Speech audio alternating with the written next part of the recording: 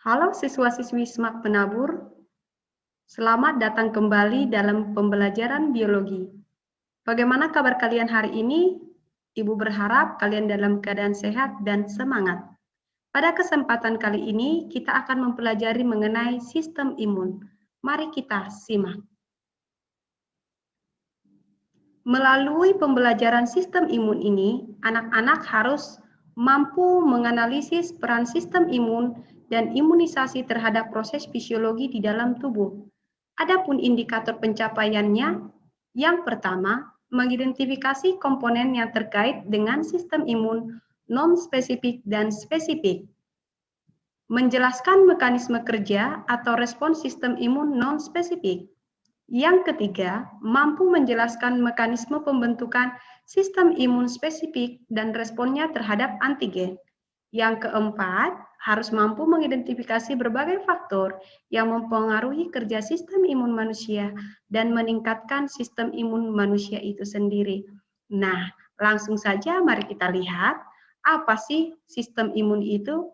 Sistem imun itu sendiri adalah kumpulan dari sel, jaringan, komponen yang berfungsi untuk mencegah dan juga melawan berbagai antigen seperti halnya virus, bakteri, kanker, kemudian zat asing ataupun cacing parasit yang dapat mengganggu kesehatan sel-sel tubuh kita. Sebelum kita melihat banyak mengenai komponen-komponen yang berperan dalam sistem imun manusia, mari kita kenali dulu apa itu antigen. Antigen itu sendiri adalah segala sesuatu yang atau zat yang dapat merangsang sistem imun kita. Di permukaan luar dari antigen, terdapat molekul atau zat tertentu yang bisa dikenali oleh sistem imun kita yang dikenal dengan nama epitop. Epitop ini juga sering dikatakan sebagai situs pengenalan. Situs pengenalan oleh sistem imun kita. Nah, sekarang mari kita lihat sistem imun. Sistem imun manusia dapat dikelompokkan menjadi dua bagian.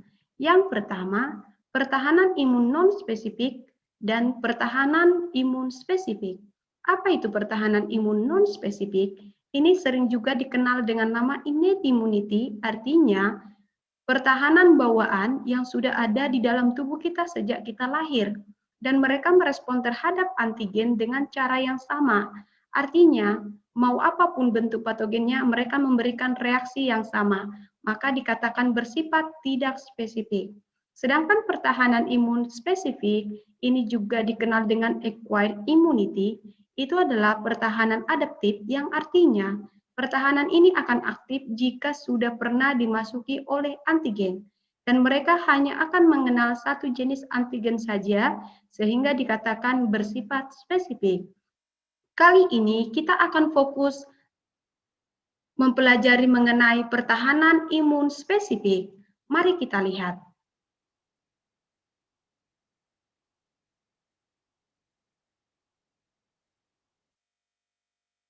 Pertahanan imun non-spesifik dikategorikan menjadi dua. Yang pertama, yang dikatakan pertahanan imun ekstraseluler. Ini merupakan pertahanan gardu pertama, terdiri dari kulit dan mukus. Ini adalah pertahanan yang menghalangi berbagai patogen masuk ke dalam tubuh kita. Kulit sangat efektif menghalangi karena kulit disusun oleh sel-sel yang sangat rapat, yang membuat mikroba ataupun patogen sulit untuk masuk. Sedangkan mukus itu adalah selaput lendir yang menghasilkan lendir atau mukus yang dapat memerangkap mikroba atau berbagai patogen sehingga sulit melintasi dan masuk ke dalam tubuh kita. Nah, selain pertahanan fisik yang diberikan, kulit dan mukus juga menghasilkan zat-zat kimia tertentu yang menghalangi pertumbuhan dari mikroba. Contohnya kulit dengan adanya kelenjar keringat dan juga kelenjar minyak akan menciptakan suasana pH yang rendah 3-5 yang tidak memungkinkan untuk mikroba berkembang biak.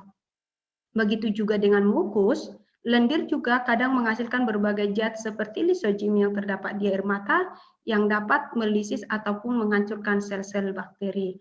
Nah, jika pertahanan imun ekstraseluler gagal untuk menangani patogen ataupun antigen masuk ke dalam tubuh kita, maka pertahanan non-spesifik yang kedua, yaitu pertahanan imun intraseluler akan melaksanakan fungsinya. Bisa dikatakan pertahanan imun intraseluler ini adalah pertahanan gardu kedua pada sistem imun kita.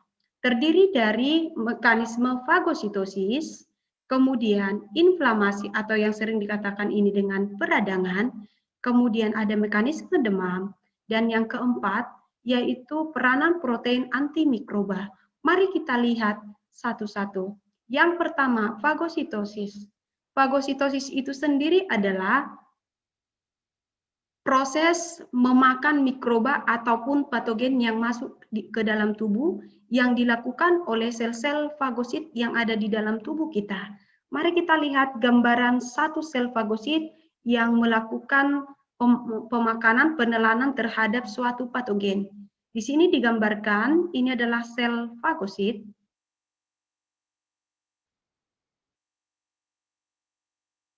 sedang menelan patogen berupa bakteri, yang mana bakteri akan dimasukkan ke dalam tubuhnya, dibungkus oleh vesikel, kemudian dia akan digabungkan dengan lisosom.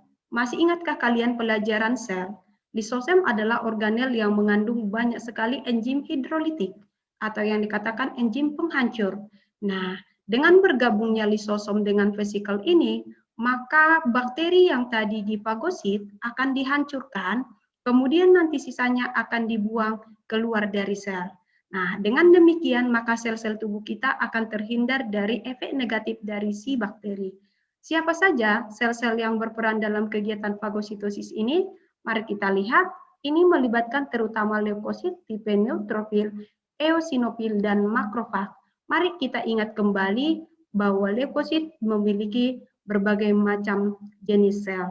Nah, makrofag itu sendiri merupakan modifikasi atau perkembangan dari monosit.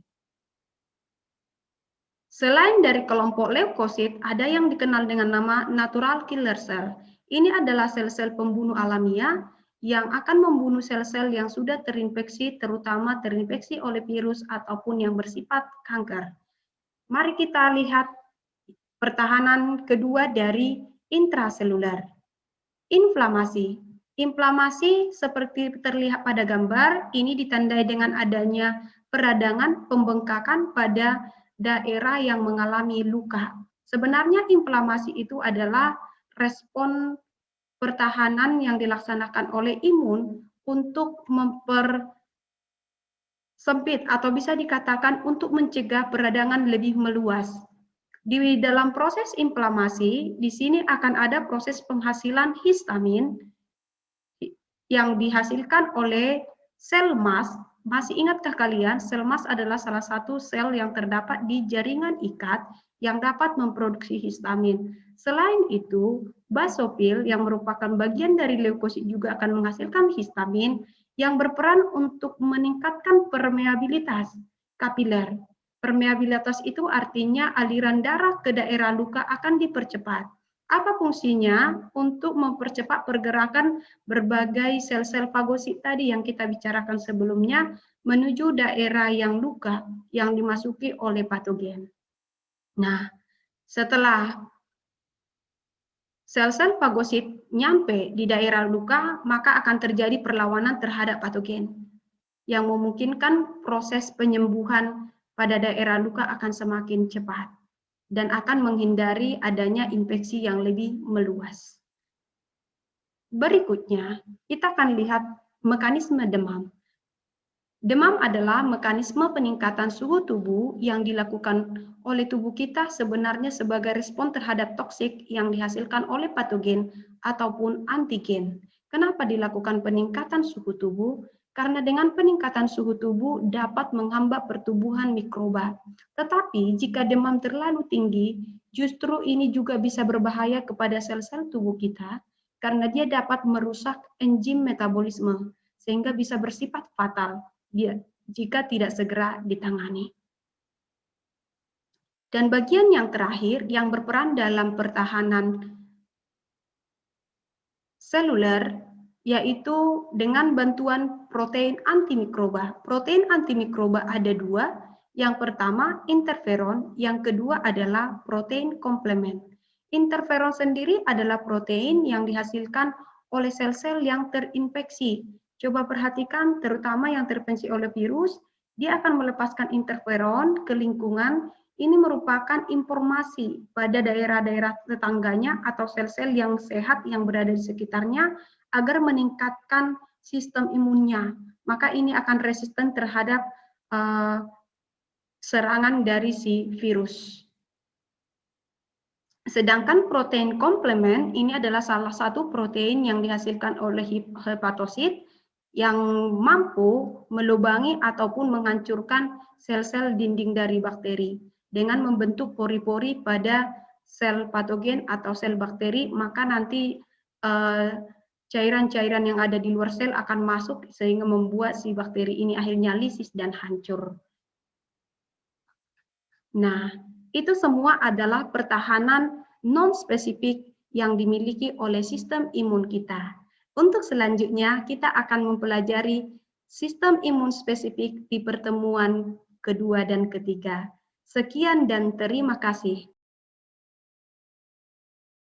Pada sistem imun manusia bagian yang kedua ini, kita akan memfokuskan pembahasan kita mengenai sistem imun spesifik dan bagaimana responnya terhadap antigen. Mari kita lihat, apa itu sistem imun spesifik? Sistem imun spesifik dikenal juga sebagai acquired immunity. Ini adalah sistem imun yang bersifat adaptif, artinya dia akan aktif ketika sudah ada respon terhadap antigen, kemudian responnya spesifik, hanya mengenali satu jenis antigen saja, dan melibatkan limfosit, yaitu merupakan salah satu jenis dari leukosit. Limfosit ini ada dua macam, limfosit B dan limfosit T. Limfosit B sendiri adalah limfosit yang dimatangkan di sumsum tulang, sedangkan limfosit T adalah limfosit yang dimatangkan di bagian timus. Mari kita lihat, sistem imun spesifik dapat dibedakan menjadi dua bagian. Yang pertama, yang dikenal dengan nama sistem imun spesifik humoral dan sistem imun spesifik internal. Kali ini, di video yang kedua ini, kita akan fokuskan pembahasan kita pada sistem imun spesifik humoral. Apa itu sistem imun spesifik humoral? Sistem imun spesifik humoral adalah sistem imun yang berfungsi untuk mendeteksi dan memerangi antigen yang masih beredar di dalam pembuluh darah atau di cairan tubuh kita, selain dari pembuluh darah, yaitu cairan-cairan yang ada di antar sel atau yang kita katakan ini sebagai cairan interstisial. Jadi dengan adanya pertahanan spesifik humoral ini akan meminimal antigen yang memasuki sel-sel tubuh kita. Siapakah yang berperan dalam pertahanan spesifik humoral ini? Mari kita lihat. Pada sistem imun spesifik humoral, ini melibatkan peran limfosit B dan antibodi. Apa itu? Mari kita lihat. Limfosit B ini adalah salah satu limfosit yang dimatangkan di sumsum tulang, seperti pada gambar. Ini adalah sel yang memiliki reseptor di bagian permukaan selnya yang dapat berikatan dengan antigen. Sedangkan antibodi itu sendiri yaitu reseptor yang terdapat di dalam limfosit B atau di permukaan luar limfosit B. Ini adalah gambaran antibodi. Di sini kita melihat pada reseptor terdapat yang namanya daerah antigen binding site atau sering juga dikatakan ini sebagai reseptornya si sel B, atau kadang ini juga dikatakan sebagai situs pengenalan, ya. Ini merupakan situs pengenalan yang dapat berikatan dengan antigen. Antigen binding site adalah daerah yang sangat spesifik, hanya antigen tertentu saja yang dapat berikatan. Yang mana modelnya ini dikenal dengan sistem lock and key. Artinya kunci dan gemboknya hanya kunci yang sesuai yang boleh masuk, gitu ya. Jadi bersifat spesifik. Itu sebabnya tadi pertahanan humoral termasuk ke dalam sistem pertahanan spesifik. Nah, diketahui bahwa pada permukaan sel limfosit B tunggal terdapat hampir 100.000 yang namanya antibinding site atau reseptor. Sedangkan jenis dari limfosit B itu sendiri di dalam tubuh kita jutaan. Ini artinya akan memberikan kemampuan tubuh kita untuk mendeteksi antigen, bahkan bisa miliaran jutaan antigen yang bisa dideteksi oleh limfosit B. Nah, sekarang bagaimana limfosit B kita itu akan diaktifkan dan bagaimana antibodi akan dihasilkan? Mari kita lihat prosesnya. Limfosit B atau antibodi akan diaktifkan atau diaktifasi dengan dua jalur. Yang pertama, jalur T independen, dan yang kedua nanti ada jalur T dependen. Apa itu?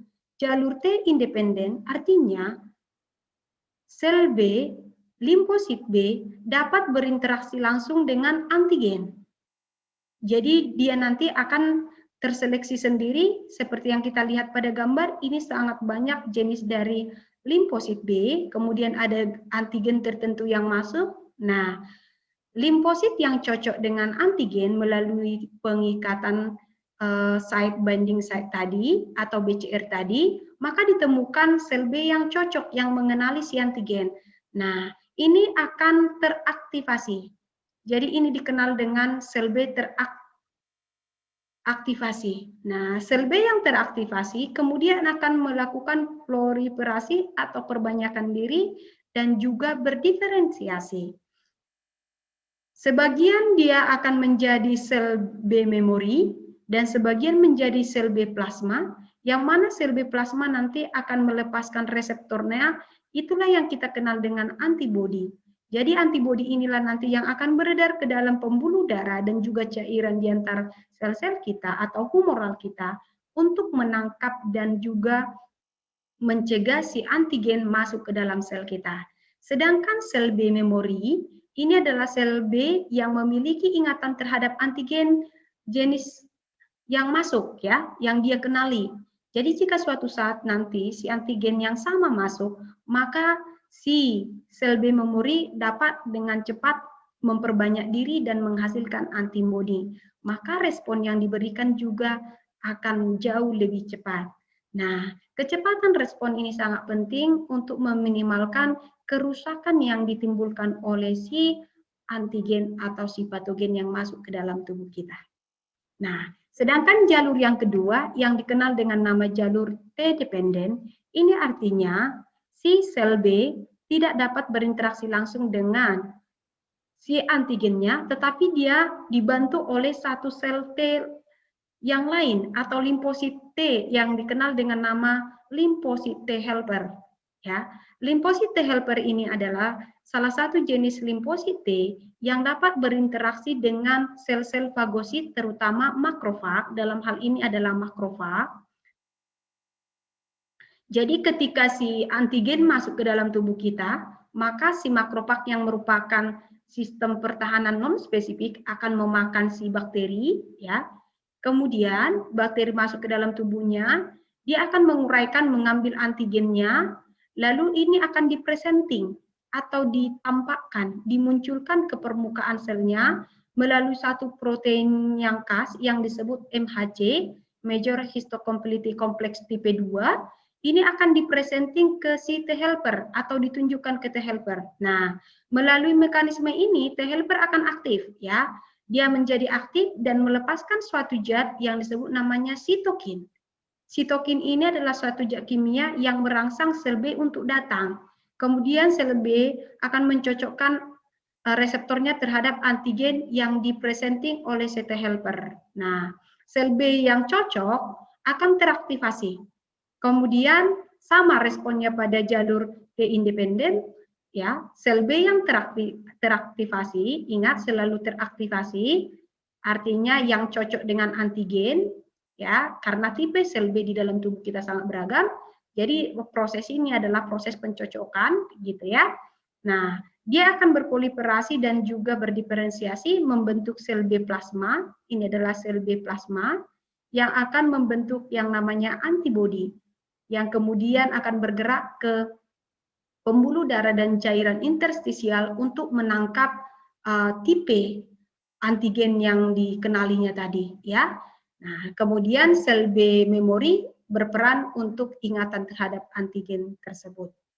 Jadi baik jalur T dependen maupun jalur T independen itu ujungnya sama, yaitu mengaktifkan sel B, dan pengaktifan sel B yang cocok dengan antigen yang masuk akan memicu proliferasi, menghasilkan sel B plasma dan sel B memori. Sel B plasma lah yang akan membentuk antibodi yang bersifat spesifik terhadap antigen yang masuk. Nah, untuk melihat secara lengkapnya, ini gambar menunjukkan mekanisme yang kita ceritakan tadi, yaitu mekanisme melalui T independen dan juga melalui jalur T dependen. Nah, yang sebelah kiri ini menunjukkan jalur independen, ya, independen. Artinya sel B dapat berinteraksi langsung dengan antigennya tanpa bantuan si sel T helper di sini. Sedangkan yang di sebelah kanan ini menunjukkan pengaktifan sel B itu terjadi karena bantuan sel T helper. Ya, diingat kembali, sel T helper dapat teraktifkan karena di sini ada tadi yang mempresenting MHC2. Nah, kemudian kita lihat responnya di bawah, ini sama-sama akan mengaktifkan sel B, kemudian sel B yang teraktivasi, dalam hal ini adalah yang teraktivasi, ya, akan berproliferasi menjadi sel B plasma dan sel B memori. Nah, demikian mekanisme pembentukan antibodi. Jadi setiap antigen untuk pertama kalinya akan mengalami proses yang sama. Oke, kemudian untuk kedua kalinya dia tidak perlu lagi dikenali karena sudah ada sel B memori yang punya ingatan terhadap si antigen. Sehingga respon untuk sekunder jauh lebih cepat seperti yang digambarkan pada grafik berikut. Grafik berikut menunjukkan bagaimana kecepatan respon primer dan sekunder. Kita lihat dulu terhadap antigen A. Di antigen A pertama kali masuk, kita lihat pembentukan antibodi terjadi sekitar 14 hari bahkan bisa lebih, ya. Sedangkan begitu antigen A masuk lagi untuk kedua kali, ya, maka respon sekunder akan muncul. Kita lihat ini waktu yang dibutuhkan hanya sekitar 7, lebih mungkin kurang dari 7 hari begitu ya, responnya langsung memuncak. Kecepatan ini sangat penting untuk meminimalkan kerusakan yang ditimbulkan oleh antigen. Ya. Sedangkan jika antigen yang lain masuk untuk pertama kali, sama kamu lihat ini adalah antigen B baru pertama sekali masuk, maka yang muncul adalah respon primer, mirip sama seperti proses yang terjadi pada A ketika pertama sekali masuk. Nah, antibodi yang sudah terbentuk itu fungsinya ngapain? Bagaimana cara kerjanya untuk memerangi antigen? Mari kita lihat. Ada 4 cara yang dilakukan oleh antibodi. Yang pertama, netralisasi. Netralisasi si antibodi yang berada di dalam humoral kita akan menutup epitop, situs pengenalan pada si virus, sehingga dia tidak bisa berinteraksi dengan sel-sel inangnya atau sel-sel tubuh kita. Maka kemudian setelah ada netralisasi, ini akan mengundang fagosit, sel-sel fagosit untuk memakannya.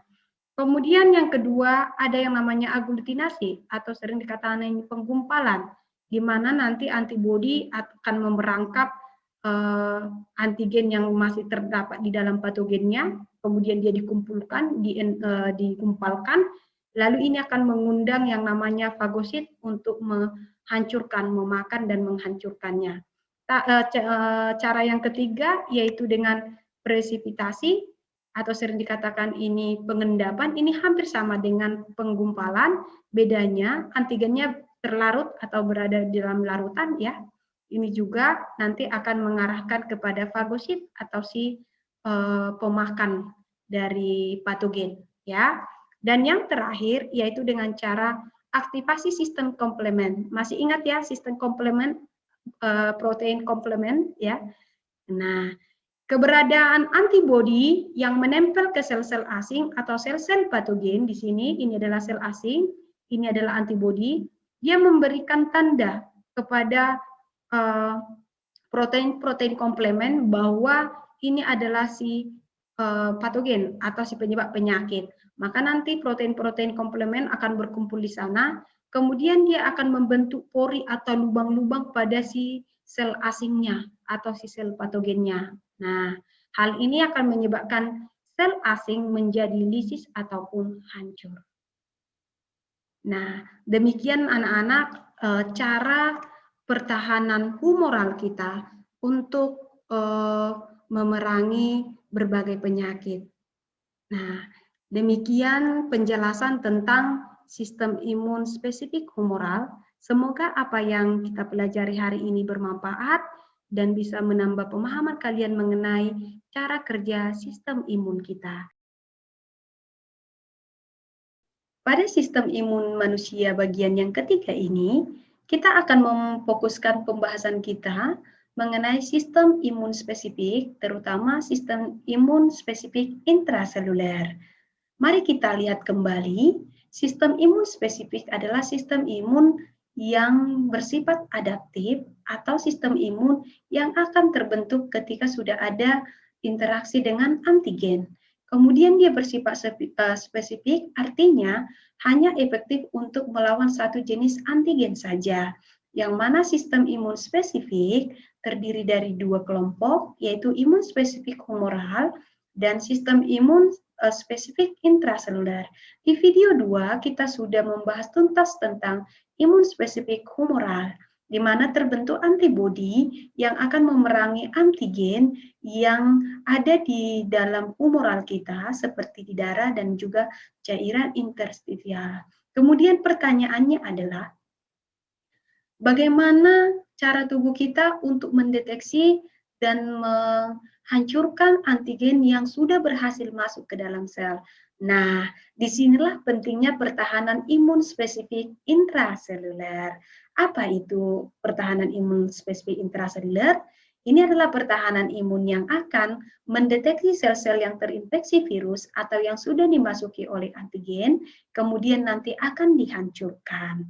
Nah, siapa saja yang terlibat di dalam sistem imun intraseluler ini? Mari kita lihat, yaitu limfosit T. Limfosit T adalah limfosit yang dimatangkan di timus, ya.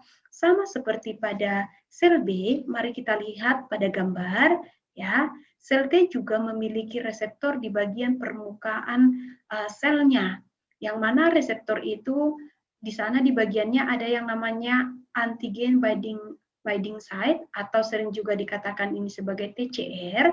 Ini adalah situs pengikatan dengan antigen dan ini bersifat spesifik, ya. Ini situs pengikatan, ya.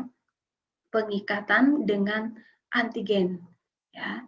Dan ini hanya cocok untuk satu jenis antigen, maka dikatakan bersifat spesifik, sama seperti yang terjadi dalam proses pembentukan antibodi. Nah, limfosit ini ada beberapa macam yang berperan di dalam pertahanan imun intraseluler. Mari kita simak. Yang pertama, sel T sitotoksik, yang kedua sel T helper, dan yang ketiga ada sel T regulatory. Nah, sel T sitotoksik ini adalah limfosit T yang langsung berhubungan dengan sel-sel yang terinfeksi. Dialah yang berperan menghancurkan sel-sel yang sudah abnormal karena dimasuki oleh si antigen ataupun karena diserang oleh si patogen. Nah, sel T helper adalah sel T yang tidak berperan langsung untuk menghancurkan sel-sel terinfeksi, tetapi dia itu berperan untuk mengaktifasi sel T sitotoksik. Itu artinya sel T sitotoksik tidak bekerja jika tidak ada aktivasi dari sel T helper. Oke, dan yang ketiga ada sel T regulatory. Ini adalah sel T yang berfungsi untuk menekan respon imun dan mencegah terjadinya respon imun yang berlebihan. Nah, sel T sitotoksik di dalam mengenali sel-sel yang terinfeksi, dia punya reseptor yang namanya CD8, sedangkan sel T helper dia memiliki reseptor yang dikenal dengan nama CD4. Nah, selain dari sel T atau limfosit, ternyata untuk mengaktifkan sel T sitotoksik ya, dibutuhkan juga APC dan MHC untuk memunculkan pertahanan spesifik intraseluler ini. Apa APC dan MHC? Mari kita simak. APC adalah antigen presenting cell yang dimiliki oleh sel-sel yang bersifat fagosit, ya, terutama itu terdapat di makrofag. Pada gambar menunjukkan makrofag. Makrofag, masih ingat ya, makrofag adalah komponen pertahanan non-spesifik yang bersifat fagosit. Begitu dia memangsa yang namanya mikroba ataupun memangsa yang namanya antigen atau patogen, maka nanti di dalam tubuh makrofag dia akan mempresenting antigen itu ke permukaannya, keluar permukaan tubuhnya dengan bantuan MHC. Masih ingat ya, dengan MHC, Major Histocompatibility Complex, yang mana ini juga berperan di dalam pengaktifan antibodi melalui jalur T dependen ya, independen. Oke. Nah, di sini juga MHC berperan untuk mempresenting antigen kepada T helper ya. Nah, dengan adanya presenting antigen terhadap T helper, maka T helper nanti akan mengaktifkan sel T sitotoksik. Nah, selain dari MHC2, ternyata ada yang namanya MHC1. MHC golongan 1 itu adalah MHC yang dimiliki oleh hampir semua sel di dalam tubuh kita. Ya, yang mana sel-sel yang terinfeksi antigen akan mempresenting antigen yang masuk ke dalam tubuhnya dengan bantuan MHC1 ini. Inilah yang akan dideteksi oleh sel T sitotoksik yang sudah teraktivasi, ya, atau yang sudah melakukan proses pengenalan sebelumnya, ya. Maka sel T sitotoksik akan datang, kemudian akan menghancurkan sel yang mempresenting atau sel yang abnormal dan atau bisa kita katakan sel yang sudah terinfeksi, ya. Begitu cara kerjanya. Nah, lalu bagaimana caranya sel T sitotoksik itu akan teraktivasi? Mari kita lihat melalui mekanisme berikut. Nah, kita mulai dari antigen. Begitu antigen masuk ke dalam tubuh kita, maka dia nanti akan dipresenting oleh si APC tadi, si makrofag ya, si APC ya dengan bantuan MHC 2 ya, yang akan dipresenting kepada T helper. Nah, kemudian adanya presenting antigen yang dilakukan oleh MHC2 terhadap sel T helper, ini akan menyebabkan sel T helper mengeluarkan sitokin ya, termasuk juga interleukin di sana untuk merangsang sel T sitotoksik datang untuk mengidentifikasi antigen yang dipresenting. Nah, sel T sitotoksik yang sudah teraktivasi atau yang cocok ya, oke. Nah, teraktivasi atau yang cocok dengan antigen yang dipresenting akan membentuk dua kelompok sel T sitotoksik ya. Yang pertama, sel T sitotoksik aktif, ini akan memperbanyak diri, kemudian dia akan bergerak menuju sel-sel yang terinfeksi atau menuju jaringan untuk men-screening yang mana sel yang akan dia hancurkan ya, atau yang mana sel-sel yang abnormal. Oke, kemudian kelompok sel yang kedua adalah sel T sitotoksik memory. Ini adalah sel T sitotoksik yang akan mengingat kembali antigen yang sudah dikenalinya jika suatu waktu antigen yang sama masuk kembali ke dalam tubuh kita. Jadi dia akan siap-siap sehingga tidak lagi dimulai dari presenting APC MHC ya, tapi sudah langsung mengaktifkan sel memori. Maka respon yang ditimbulkannya juga jauh lebih cepat dibandingkan dengan respon primer. Sama seperti proses yang terjadi pada antibodi sel B ya. Oke, sel memori pada sel B juga respon sekundernya kan jauh lebih cepat dibandingkan dengan respon primer. Nah, ini sangat penting ya, dengan adanya respon sekunder yang lebih cepat, Dengan adanya sel memori, maka efek negatif yang ditimbulkan oleh antigen yang masuk atau patogen itu bisa diminimalkan, ya. Atau bisa dikatakan tubuh kita sudah kebal, punya kekebalan kita. Nah, sekarang mari kita lihat bagaimana cara si sel T untuk mendeteksi dan menghancurkan sel-sel target atau sel-sel yang sudah terinfeksi oleh antigen. Nah, seperti disampaikan di slide sebelumnya, sel-sel terinfeksi akan mempresenting antigen yang memasuki tubuhnya melalui bantuan MHC1 ya. Nah, kemudian nanti MHC1 ini akan berikatan dengan reseptor yang tadi Ibu sebutkan, yaitu CD8 ya. Ini tentunya bukan semua sel T yang bisa berikatannya, tapi sel T yang teraktivasi ya, yang sudah cocok melalui proses seleksi tadi ya. Nah, kemudian sel T sitotoksik akan mengeluarkan protein khusus yang disebut perforin ya. Perforin ini akan menyebabkan sel terinfeksi mengalami pelubangan pada membran selnya, terbentuk pori-pori atau lubang-lubang ya.